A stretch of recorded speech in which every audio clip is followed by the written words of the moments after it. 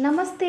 आज आम नुआ रेसिपी गोटे करवा आलू आउ झुणुंग भजा बिना प्याज रसुण देखा झुणुंग को केमती काटिबा छोट छोट करी काटिदबा छोट छोट करी काटिबा आउ पानी रे पकेबा पानी रे पकेबाटा न भूलिबे नहले नाली देखा जिवो। तेल टिके पकेबा मिसाइला सारला परे फुटण पकेबा